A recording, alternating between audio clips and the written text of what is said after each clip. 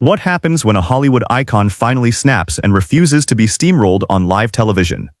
In what might go down as one of The View's most fiery clashes of all time, Jane Fonda delivered a verbal smackdown on Joy Behar that brought the whole studio to a standstill. The intensity grew to such a degree that every pair of eyes in the room seemed glued to the stage. By the time it was all said and done, the sheer embarrassment on Joy's face was palpable, as she seemed to sink under the spotlights, wishing she could disappear. But what happened next cemented the moment as absolutely unforgettable. Let's set up by you subscribing to this channel and leaving a comment at the bottom, because the next 5 minutes go in ways that you are absolutely not going to see coming. It started as any other seemingly normal day on The View. The cameras were rolling, the audience was settled in the seats of the now very live television show, ready for a celebrated movie icon to walk out and participate in what many viewers hoped would be a light and informative conversation. With more than 6 decades in Hollywood under her belt, Jane Fonda was one of America's most enduring stars, and she arrived at the show to talk about a new project and life as a beloved activist and fitness trailblazer. She was there with grace, poise, and the unwavering self-assurance of someone whose life had been scrutinized and celebrated for generations. But what those in the studio audience, the hosts, and likely Jane herself had no clue of going in, was that this interview was about to explode into a surprisingly personal and confrontational debate. As Jane entered the live studio to a thundering standing ovation, dressed in a crisp white blazer, with perfectly styled silver hair and an air of calm strength, it felt like any other celebrity visit to the morning talk show. The audience cheered as Whoopi Goldberg warmly greeted her by saying, "Good morning, Jane, always a pleasure." Jane returned the sentiment with a polite and grateful "Thanks for having me." Just as it seemed the interview might begin to find its flow, however, Joy Behar launched the conversation into a completely unexpected and stinging direction. It turned out Joy had been waiting to ask Fonda a question. Admitting to a certain personal conviction, Joy bluntly questioned the sustainability of Fonda's environmental advocacy, pointing out her history of flying in private jets and living in massive luxury homes to a population that could barely afford a single month's rent for a small apartment. The comment hung in the air like a physical object. The other women at the table seemed to shift uneasily in their seats, obviously taken aback by the aggressive opening to the segment. Fonda, her eyes momentarily darkening, but her voice remarkably even briefly acknowledged that it was an unusual way to start a conversation, and then responded by reminding the panel and the viewers that she has always been open about my past, made significant changes to how I live my life, dramatically cut down my carbon footprint, and now use my public platform to spread awareness. Joy didn't let that slide. Leaning forward with increased intensity, she reiterated that those changes and that commitment didn't erase a legacy of privilege, essentially charging Fonda was demanding others to make sacrifices that wouldn't affect her own lifestyle. "You're basically telling everyday people, everyday middle and working class people, that we need to go make big sacrifices here to you, while still sitting in these luxurious homes and enjoying this luxurious life," Jane Joy implored, her voice tinged with accusation. "Don't you agree there's something inherently disingenuous or hypocritical in that?" The tension escalated. Murmurs of assent mixed with discomfort flowed through the studio audience. Then, in the blink of an eye, something clicked within Jane Fonda. Her sharp, intelligent eyes narrowed. With a newfound, unwavering clarity, she turned directly to Joy and posed a simple yet devastating question. "What do you want from me, Joy? Is this an interview, and are we really supposed to discuss the work that I've come here to discuss, or are we just here for entertainment?" The implied threat was unmistakable. If that was her plan to make TV, Jane Fonda let her know she picked the entirely wrong opponent. Joy's facade cracked in seconds. Heat rose to her cheeks, and it was obvious she wasn't expecting Jane to punch back so hard. Trying to regain control, Joy stated that all she was doing was asking the questions that the viewer wanted to know, and that she was only saying what she believed was the truth. Before she could finish, Jane interjected in clear control. Her voice stayed calm, but it was far more imposing. She told Joy that there was a distinct difference between journalistic questions and launching a direct assault on your guest, and in no terms was going to put up with being a target. The energy in the studio changed dramatically. Sunny Hostin looked as though she was ready to intervene at any point. Sarah Haynes was nervously shuffling through her papers, and Whoopi Goldberg sat silently, her gaze fixed on the two of them, as though ready to pounce on them if they were about to go over the edge. Joy, however, refused to back down. She stated that if Jane couldn't handle the difficult questions, then maybe she didn't belong on The View, because it wasn't known for easy interviews. This sentence changed everything. Jane sat up in her chair, and the calm placidity that she had demonstrated throughout the interview was instantly replaced with a steely intensity. The flash that rose in her eyes was enough to remind everyone of the decades that she had dominated the silver screen. It also served to prove her point more emphatically, as she looked at Joy and questioned if she truly believed that was journalism. Jane pointed out that she had been ambushed by what she saw as untruthful allegations that she hadn't been allowed to defend her position properly. In other words, what Joy presented was an example not of fearless journalism, but manufactured scandal. Jane cut through Joy's attempt to interject one last time. She informed the room that anyone who took an interest in her life in the first place would know that she had sold her home years ago, quit flying private jets on personal trips some time back, and had donated over $3 million to various green causes. She then looked Joy square in the face and asked calmly if any of that was considered. The room was hushed and every member of the audience seemed frozen on the edge of their seats. Joy looked completely and utterly blindsided for the first time in the entire interview. She stammered and told the viewers that they deserved to know what she thought were inconsistencies in Jane's story, but her previously asserted authority had vanished. Jane sat back with a composed smile, which only highlighted the change in her demeanor. She calmly told the viewers that what they really deserved to know was the truth in an honest interview without any fake controversy. Performance when directed at Joy did the trick. Her eyes widened for the second time in a minute, and she glanced around to see who on earth might support her. The answer was no one. No other hostess appeared ready to jump to her defense, and Jane seemed almost triumphant. Increasingly defensive, Joy stated that she had no idea what Jane was implying. Jane answered without hesitation that she wasn't implying anything. She was saying it very directly. It was her opinion that Joy was putting on an act for the camera and trying to create controversy in a completely unfounded way. Joy now looked visibly uncomfortable. She had come into this interview prepared to grill one of Hollywood's biggest names, but she was clearly unable to keep up with the standards that had been set by a woman whose life and career revolved around constant public scrutiny. Driven to desperation, Joy yelled out that she was simply trying to be held accountable. Jane let out a soft laugh, more of disappointment than amusement, before reminding her that she was speaking with a talk show host, not a litigator. Moreover, she added that even if they had switched roles, the facts should still come before accusations. The tension was almost unbearable, and every camera in the studio was still rolling. Realizing the interview was likely to get much more heated, the guest hosts were on the verge of stepping in Whoopi Goldberg first. Whoopi, noticing the interview spiral away from the initial question, decided it was time to regain control by shifting focus to Jane's latest venture. It was a good, safe choice, and Jane looked grateful for the reprieve. But Joy refused to let the train move out of the station. Ow. Ever the instigator, she held up her hand, as if to demand attention, and insist they weren't finished before driving the conversation directly into a burning building.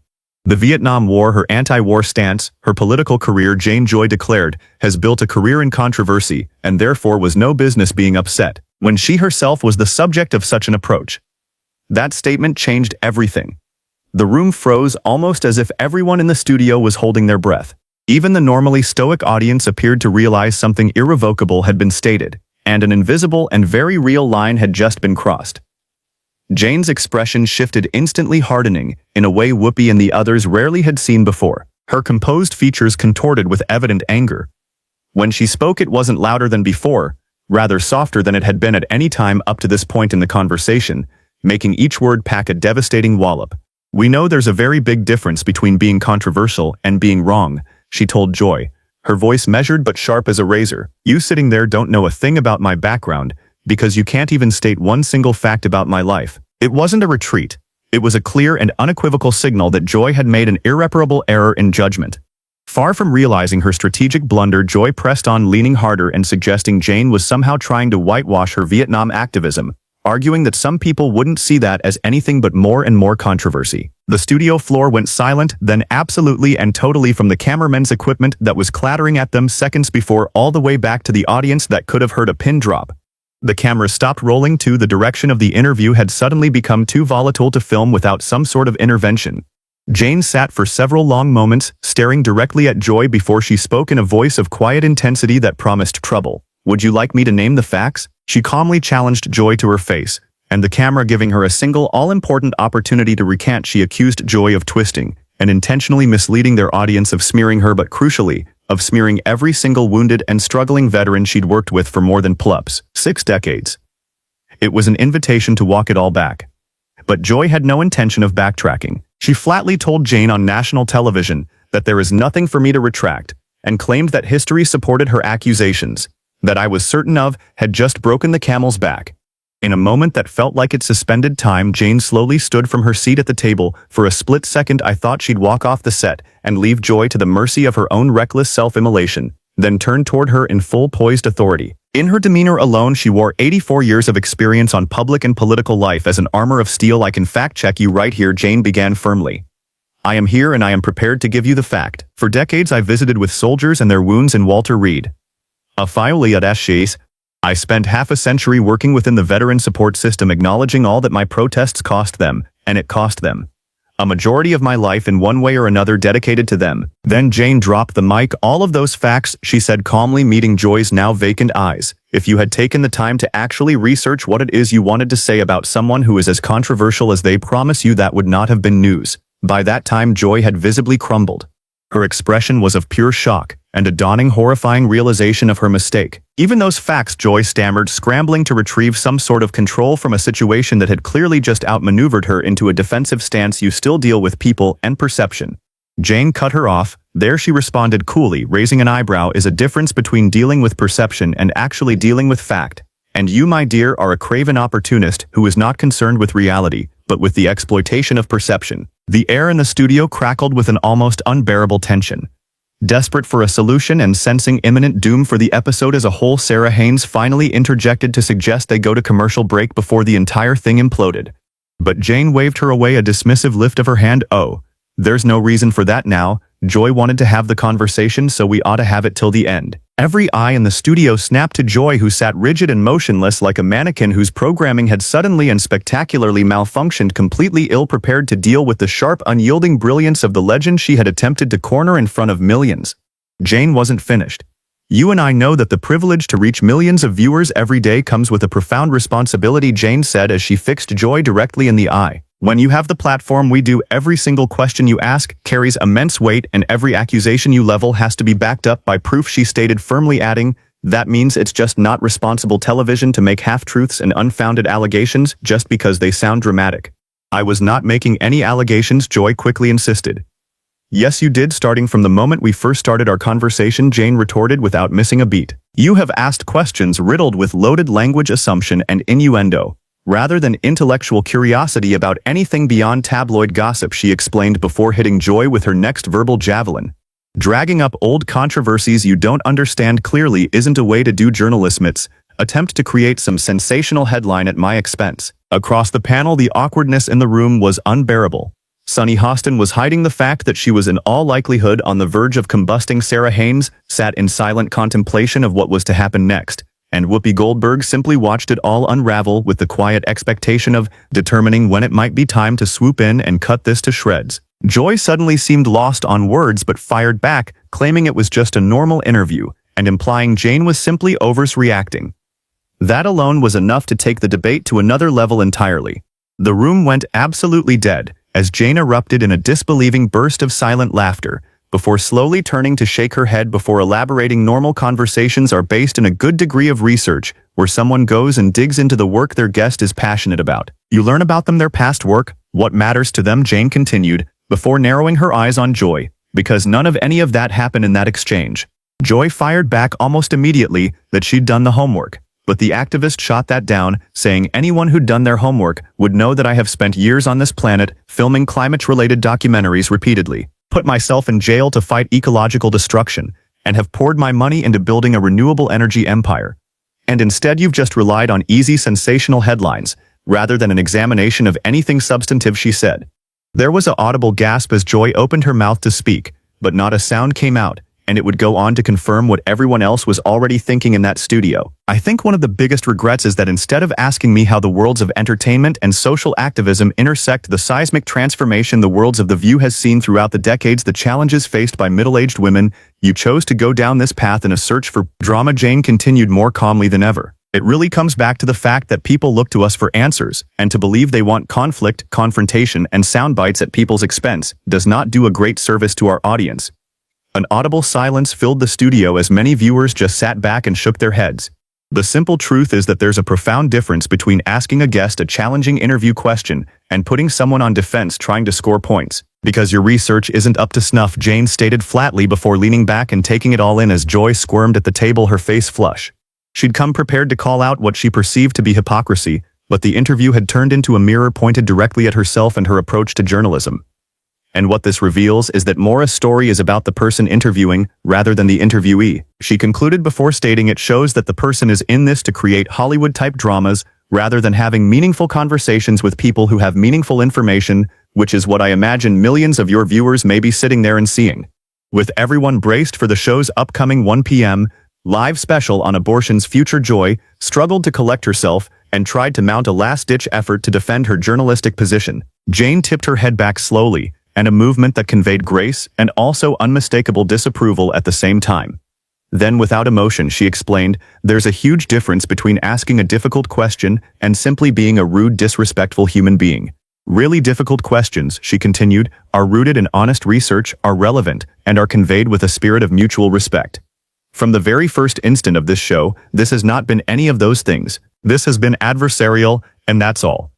It was then quiet enough that the audience could hear their own heartbeats.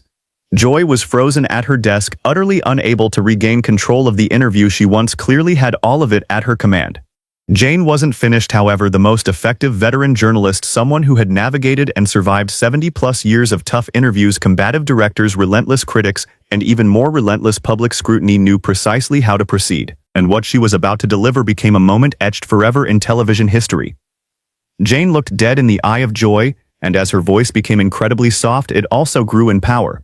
She told Joy that her greatest disappointment in the interview was not at the way Joy had attacked her, but what a wasted opportunity it had been. They had been sitting at a table with someone who had experienced 7 decades of history, and who had lived through and been part of significant moments of change, a real-life opportunity to have a conversation with viewers, and she chose instead to make the interview about unnecessary conflict. Joy's complexion was now entirely pale, and as her gaze drifted towards the other hosts around the table, she seemed to be wishing desperately that someone would intercede. The consensus quickly developing that she'd be on her own. Quietly, in a more subdued voice than her previous comments, Joy then suggested it be time to move on. Jane's eyebrow quirked up an incredulous question, and she said, "It seems a very convenient time to move on to another subject, after you've spent the last 10 minutes trying to attack my character and misrepresent what I've done with my life and my career." The audience was riveted, and the on-the-air interview quickly devolved into an unintended public lesson in public discipline, as the icon systematically dismantled the barrage of inquiries. Leaning forward subtly, Jane asked Joy a direct question of her own. "What was it that you hoped to achieve coming into this interview that would be gained by all these accusations?" she asked. "Did you expect to somehow tear down the narrative? Did you really expect me, an elderly, nearly 70-year-old woman, to get all flustered and collapse? Did you already have the story you were going to tell before you invited me on your show?" Joy opened her mouth, but no words were able to come out. For the first time, the guest seemed to be actually out of breath in the confrontation. Jane calmly continued as Joy sought to process this unexpected shift, saying, "I am not in a confrontation with you, and I've not been what you have invited me onto the show for me to be. I am sure I am a prop for your television show, or rather the person who helps you create television. But what you have attempted to create today is not journalism, that's exploitation." As she said the word, Joy's hands were shaking slightly in her lap. Her explanation for what had taken place crumbled as it began to be formed. She said she didn't want for it to happen this way. Then, with great calm, Jane reached up her hand to stop her. "Watch this," she told Joy, as if she was a school child who had lost her way in a very harsh playground. "I've done many tough interviews, more than 60 years of interviewing hostile reporters, federal prosecutors, irate protesters, and major studio bosses. And honestly, this is not even remotely close." She explained what Joy hadn't come up with was with truth, or some sort of accountability that would make us stop. She made the decision she had a particular kind of story to tell. A story about a TV host who thought she could try to humiliate and disgrace an older woman and turn it into what she and the studio thought would make for interesting television. "I just found it very sad," she said softly and with great clarity. And everyone knew what she had said because of the calm with which she uttered it, and because it was as true as any observation she had ever made from the interviewer's chair. The room collectively gasped at the statement. Sadness from Jane felt much greater than anger. Joy looked stunned, as though the words "very sad," the magnitude and veracity hitting home. As the on-screen disaster worsened on live television, co-host Whoopi Goldberg realized it would be prudent to step in. Whoopi had to call it to a halt, though, and said a thank you to Jane, and announced it was probably time for this to come to an end. For a split second it seemed like there might be an easy way out, the tension could ease off, but Jane softly put her hand up, asked for one more moment to finish what she had started, telling Joy that she was the one that had asked, that Joy wanted to have a proper response, and sank into her chair in response, hoping that that would be the end. But Jane wasn't going to let one of the biggest issues be unsaid, I must say, and looked directly into her eyes. Yes, she announced, and then added, my work has not always been free from controversy, but there's an awful lot of difference to become a controversial person as a result of speaking up for what you truly believe, and becoming a controversial person as a result of not doing what is appropriate. She let the silence ring in the air for a moment, before continuing, and reminisced about a number of occasions in her life, where she had campaigned against the Vietnam War, fought for women's rights, and been an environmentalist activist, although with every protest or demonstration she carried out there was, and she accepted, always had to be a repercussion, because what they were fighting for had to be worth fighting for. She then turned her focus back on Joy's attitude, that nothing about the whole interview had shown passion or conviction, but that it had been about a rudeness that she argued could only be described as nothing more than TV drama on someone else's expense. The fear of losing control was now completely lost in Joy's eyes, who finally managed to speak, humbly stating, I'm sorry if you feel like I was rude. Jane retorted back with confidence, I don't think this is a question of how one felt. I think it's a question of a fact. You were rude, and the fact that you're making a sincere apology doesn't mean anything until the person that you're apologizing to believes you genuinely know what you're apologizing for. The hosts on either side of Joy seemed horrified by the events taking place but said nothing. Joy was simply going to be made to deal with this alone. As Jane began to calm down, it was as though she now felt it was time for some advice, and gave Joy some honest tips, stating that a guest should be approached with respect, and that you should ask a question about what a person is there to speak about instead of attempting to create drama that was likely to provoke and offend. It seemed that for once the advice struck home with Joy as she nodded along, but Jane had still had the last piece of advice to give. She told Joy that a guest who appears on television is a human being, not an excuse for you to vent anger, and is not there to be provoked in order to create TV drama. The studio fell silent, and you could even hear the low hum of the electronics. Jane finally leant back in her chair with the most defining moment of the program clearly being displayed on her face, while Joy's ambition had now disappeared and only embarrassment was in her eyes. With a smile of which you could tell that no matter how hard I try couldn't work out if she was joking or not, Jane stated, now do you want me to talk about the work you've come here to talk about, or can we just leave it at that? Joy glanced around to see if any of the hosts could come to her defense, but they all looked elsewhere. Sunny had the decency not to look at Joy, and Ware was just the same. But when they seemed unable to assist, she turned her attention back to Jane and simply whispered that they just carry on with the show and change the subject. With that, the interview came to an end. Jane stood up smoothly and gave her thanks for being a guest on the show, and that it had been a good show, although hoping she had given them all something to think about while they came off air. Joy remained slouched in her chair after a conversation that she thought was clearly going to go her way, although the tables that both of them were going to have to face up to had been turned on them and Jane Fonda, and she felt embarrassed and defeated after a confrontation with the news on which, no matter what, she would never have anticipated. People seemed to leave the studio with nothing more than a murmur and a smile in their faces, and although it would be nice to call it an unbelievable TV moment, or a lesson in professional conducting, it has to be remembered what a truly inspiring moment it was. How do you feel about the interview? And have you ever been in a similar dramatic TV program before? And if you have, what advice can you give? Tell us all in the comments below. Don't forget to tune in each week and subscribe to get you all the latest breaking stories and show highlights.